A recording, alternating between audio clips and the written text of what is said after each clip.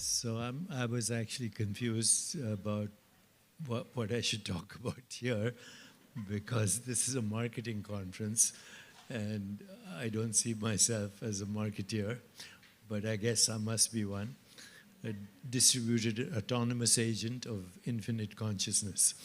So I call my talk "What is Reality?" because if you go on the internet today and you ask the following question: what are the 125 unsolved questions in science, open questions in science? The number one open question in science today is, what's the universe made of? And the number two open question in science is, what's the basis of consciousness? So the two are related: existence and awareness of existence. We know that there is something called existence. What is it that knows that there is something called existence? It's us. Okay, it's consciousness. And so why are these unsolved problems? You would think everybody knows that the universe is made of atoms and molecules and force fields, electromagnetism, quantum fields, gravity, etc., etc. Well, that's 0.01% of the visible universe. 70% of the universe is something called dark energy. We have no idea what it is. It's the opposite of gravity. Of the remaining 30%, 27% is another entity called dark matter. We have no idea what it is. No idea, because it's not atomic. We cannot interact with it. 3% of the universe is made of atoms, of which 99.999% of the universe, the atomic universe, is invisible interstellar dust. We can't see it. So the visible universe, which is 2 trillion galaxies, is 0.01% of what exists out there, the atomic universe. 0.01%. The rest is not only unknown, it's unknowable because we can't interact with it. So this is a big problem. And that 0.01%, which is 2 trillion galaxies, 706 trillion stars, uncountable trillions of planets. We have 3 trillion planets in the Milky Way galaxy. 2 trillion galaxies, multiply that, and the number of planets is incomprehensible. And right now, according to the James Webb Telescope, there are 60 billion habitable planets in the Milky Way galaxy. Habitable means like you and me, this kind of universe. And that they estimate through something called the Goldilocks zone. If a planet is too close to its sun, too hot as we know it, no life. Too far from its sun, no life. Too cold, and other factors, gravity, electromagnetic, and gravitational ratios, etc. So on scale, our planet is not even 1 grain of sand in all the beaches and all the deserts of our planet itself. Not 1 grain of sand. And on this planet, we have a species called Homo sapiens, and some of that is in New York City at Zeta Global. So put it in perspective. So this is why we need to address what the heck is going on, okay? Why do we exist? And not only why do we exist, why is there something instead of nothing? So, and by the way, the science, current science, with all its very successful technology, AI and everything else, is totally bamboozled by these questions. And these are the most important questions today in science, the unsolved questions. So I'm going to share with you a radically different idea that is not original, that's not mine, but has been part of many perennial philosophies, East and West, that we've got it all wrong. That we begin with matter. We begin with matter as the ontological primitive of the universe. So we begin with particles and force fields and matter and physical rocks, and then plants and bacteria and animals, and finally the human species. And then we say, how come we know what we know? Is our brain doing the whole thing? And if it is, then how is our brain experiencing this, or even this, or anything that we call experience? Insight, intuition, imagination, creativity, technology, AI. How does this brain, which is 3 pounds of meat basically, mostly fat, sugar, and a little bit of protein, how does this figure out everything or try to figure out everything I'm sharing with you? That's the second open question in science. It's called the hard problem of consciousness. We know that the brain has something to do with experience, because if you knock somebody on the head, they lose experience. If you give them anesthesia, lose experience.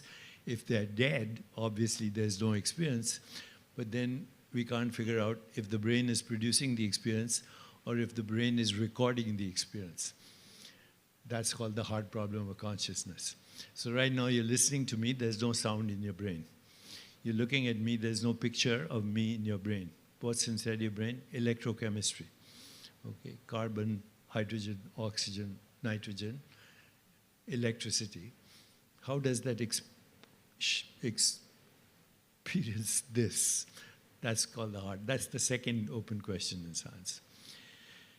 But if you reverse the whole thing, you reverse the whole argument, and you begin with consciousness. You say consciousness is the ontological primitive of the universe, then you have, it seems, solutions to everything. So think of consciousness as the source of all experience. Right now, where's this experience happening? In your consciousness. It's not happening in your brain. As I said, there's chemistry in your brain. There's no such thing as experience. There's no sensation. There's no image. There's no feeling. There's no thought. There's only electrochemistry. So how does it produce the experience? That's called the hard problem. But if you reverse the whole argument, you say we begin with consciousness. And we start with consciousness, and then consciousness knows itself. It's the business of consciousness to experience. Consciousness is that in which all experience occurs. Consciousness is that in which all experience is known, and then consciousness modifies itself into what we call perception, which is this: perception, sound, touch, sight, taste, and smell, and then cognition, the interpretation of this, and that creates the mind, and then the mind projects as the body and the experience of the universe. So we are literally a species amongst other species that tries to, I'd say we are amongst other species, of course, surviving, but there's something different about us. We try to figure out things. We have curiosity and wonder and insight and intuition and imagination and reflection and questions, like the questions are raised. Who are we? Is there something else? Is there a higher consciousness? Do we have a soul? Does a divine entity exist? What is the meaning of death? All these questions that no other animal asks. So, and that's 1% or less than 1% of difference between us and primates, between us and gorillas and chimpanzees, but no other species has these questions. So let's start from consciousness as the ontological primitive that modifies itself into thoughts, emotions, feelings, and then into imagination, and then into creativity. That's what we call the mind. The mind projects itself as the body, and the body projects a species-specific universe. In other words, there's no such thing as a fixed universe. Okay? All of science is based on physical laws that are objective. But how do you know they're objective? Because you experience them. circadian rhythms, gravity, all these force fields. These are human concepts for modes of knowing and experience in consciousness. Say, okay, I grant that, then where is this consciousness? I can't see it. Well, the reason you can't see it is it's what's doing the seeing. The reason you can't hear it is what's doing the hearing. The reason you can't approach it with thought is it's what's doing the thinking. So it's like your tooth, it can't bite yourself. It can't bite itself. It's like your eyes, they can't see themselves except in a mirror. And what we see as the universe is the mirror of human consciousness, not the consciousness of any other species. What does the world look like to an insect with 100 eyes? No idea. 30,000 eyes in a dragonfly, you have no idea what the world would look like to an insect with 30,000 eyes, or to a bat that experiences reality through the echo of ultrasound, or to a butterfly that navigates experience through ultraviolet. So therefore, what we call the physical universe is now considered, the physical universe is now considered a model that is called naive realism. And this is not a condescending term. Naive realism means the picture of the world is the human look of it. And of course, that's true for you and me because we're humans. But that doesn't mean that's the only universe. This is one universe. And in fact, all of you and me and everybody on the streets of New York or everywhere else, they have their own special universe based on their conditioned mind, culture, religion, economics, epigenetics, genetics. So in fact, what science is based on, naive realism, is a very practical tool for creating technology, but it is not a practical tool for understanding truth. And truth is, what is reality? And what I'm sharing with you is reality is nothing conceptual or perceptual. Reality is nothing conceptual or perceptual, which means if you can see it, touch it, taste it, smell it, think about it, imagine it, feel it, and somehow conjure it up through mathematics, it's not real. What is real is inconceivable, imperceivable consciousness. You say consciousness, where is it? Well, it's invisible. And because it has no form, it has no border. And because it has no border, it is infinite. It's spaceless, it's timeless, it's borderless, it's irreducible. But without it, there's no experience either of the mind or of the body or of the world. So this has been the eternal quest to figure out reality in religion, in philosophy, and now in science. And where are we at the moment? I'm going to share with you a perspective I have been sharing, but now let me share with you a couple of slides. Can we go back to the slides, please? They just seem to have disappeared. Okay, so here is what I'm proposing to you. Reality is fundamentally rooted in consciousness. What people experience as the physical world requires consciousness to know it, give it meaning. Human perception constructs reality based on biological and sensory limitations. Different creatures construct radically different worlds. So what is called reality is a perceptual model, not a direct reflection of an objective universe.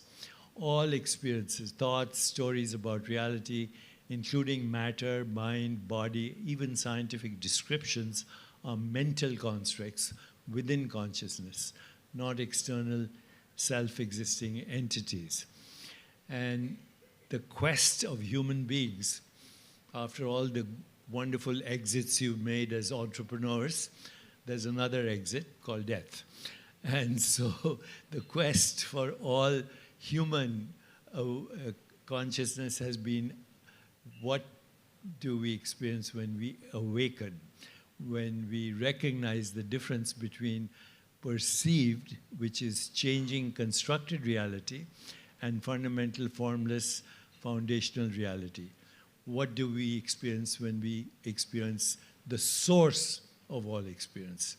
So cognition and perception are what give us the experience of what we call reality, but what is responsible for cognition and perception, which is creating all these identities, ego identities, labels, stories.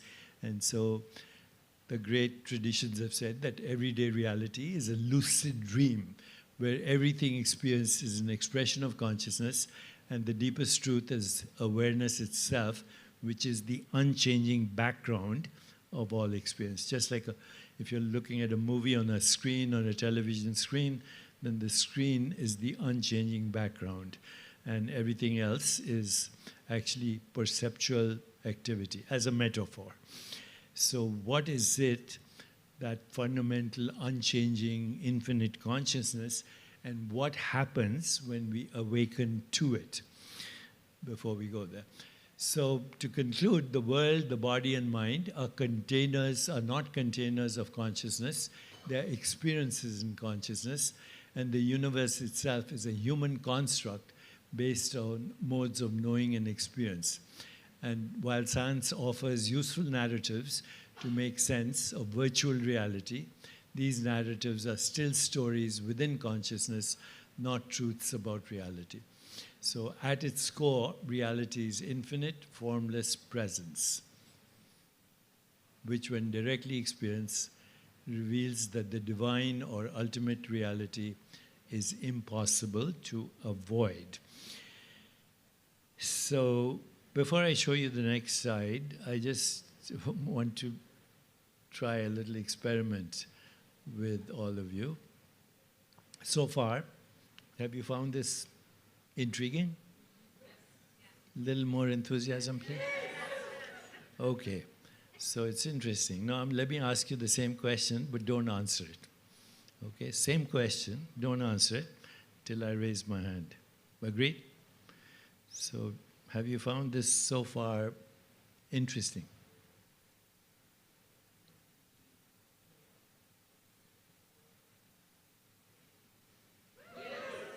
So the question is a mental event.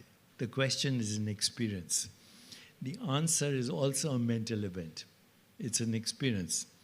In between is you, which is the subject of experience and also the object of experience. So now let me ask you the same question. Don't answer it. Just slip into it, okay? Did you find this so far? Have you found this interesting?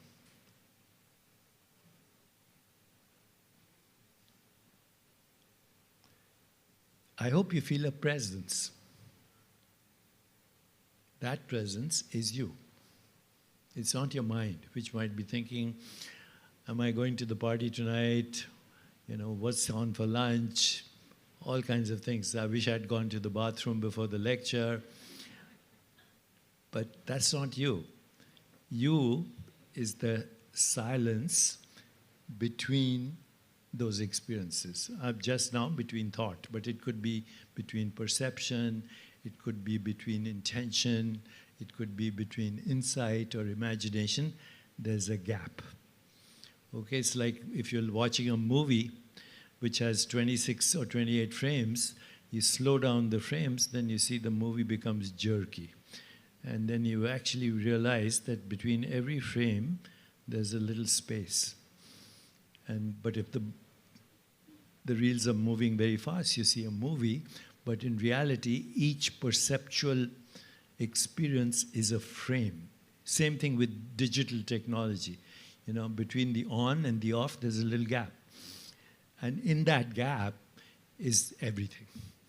In that gap is what we call pure consciousness, pure creativity, pure knowing, intuition, insight, and the knowledge of everything that humans have created for 300,000 years since our evolution. So what happens when we wake up to this foundational reality, which is at the source of what we call thinking, feeling, imagining, and perceiving. That's all we experience. If you want an acronym for it, it's SIFT, S-I-F-T. Sensations, which means all kinds of sense perceptions, images, imagination, feeling, emotions, and thought. Everything else is an overlay on sensations, images, feelings, and thoughts. Whether we call it science, whether we call it philosophy, we call it religion, these are superposed interpretations of sensations, images, feelings, and thoughts, which are modifications of this emptiness, which creates everything. The formless, without which there is neither form nor phenomena. So you say, okay, very interesting, but then, whenever I share this with people, say, very interesting, but then how do I pay my mortgage? Or, how do I pay my bills? How do I do anything if I'm only thinking about this?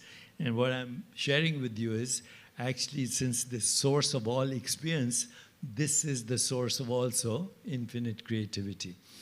And as we now have the capacity to measure what happens when people move from perceptual experience or cognitive experience to the source of all experience, this is what happens. They have a change in sense of self. They no longer identify themselves, their body or mind, but as the awareness, the consciousness in which the body and mind is a changing experience. You say, I have a body. I'm a body. Well, which one? Fertilized egg, embryo, baby, toddler, young adult, old adult, all the way to dusty death. Your body is not a thing. It's a phenomenon. You say, I have a mind. You say, which mind? Yesterday's mind, teenager's mind. Which mind do you have? See, those are all changing modifications of a deeper sense of self, which is infinite.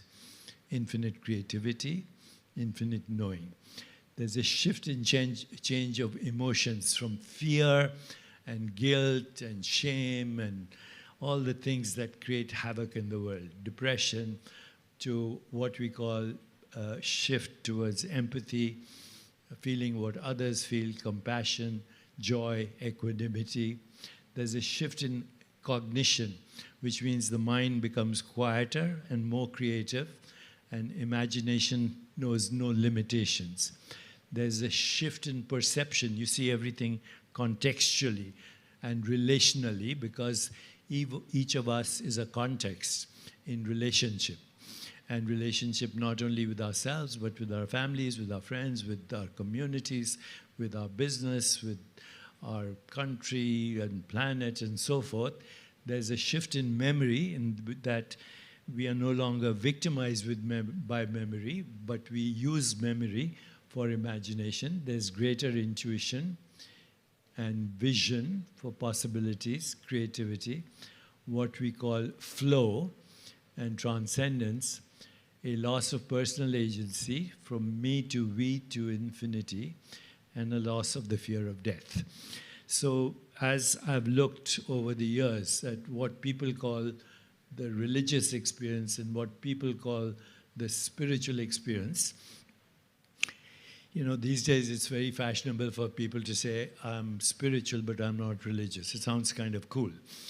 But actually, the religious experience and the spiritual experience are identical in every tradition.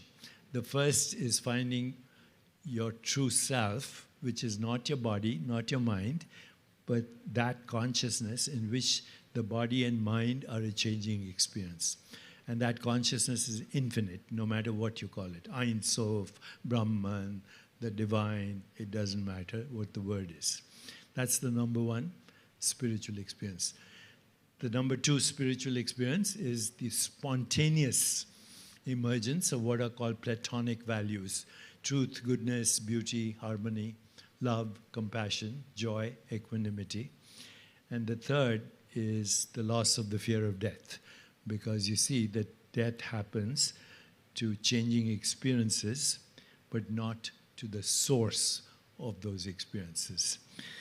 So with that, I'd like to just say that we are in a very interesting, can we go back to slides, the first slide please, because I'm unable to do it, back. So with that, today, because we are in the age of AI, and everybody's talking about AI, think of the universe as a digital workshop that is coming to you from out of space and time. And this digital workshop can actually give you access to all the wisdom, all the knowledge of all the traditions in the world. But for the first time, it brings all languages together. We are literally ourselves large language models. And today's languages include biology and physics and mathematics and, of course, theology and religion and philosophy. And when you bring all these languages together, you bring something that has never happened before. Between the period 1887 to the period 1903, which is 1887 to 1903, less than 20 years, humans gave the world the light bulb, the automobile, the airplane, and the telephone in less than 20 years. So we leapfrogged in our social and cultural evolution in less than 20 years. If you had been shipwrecked in 1885 and rescued in 1905, you wouldn't recognize the world. Horses and carriages were replaced by automobiles and other things. And this is happening right now. We are leapfrogging culturally and socially with this new technology. But there's something else which is even more interesting. Our biological evolution is leapfrogging too, because as we gain this extraordinary knowledge of reality, our neural networks are changing. Our epigenetic modulations are changing. So we are in the midst of that big leapfrog in cultural, biological, and social evolution, and comes at a great risk and a great, actually, blessing as well. We are at a crossroads. One crossroad, one path leads to extinction with all the things that AI can do, you know, including drones and nuclear weapons and biological warfare and poisoning the food chain and cutting off electricity. Everything that you see is already happening. But the other path leads to a more peaceful, just, sustainable, healthier, and joyful world. And the choice is ours, and the choice is now. All we do has to wake up to who we really are, the authors of space-time and causality. Thank you.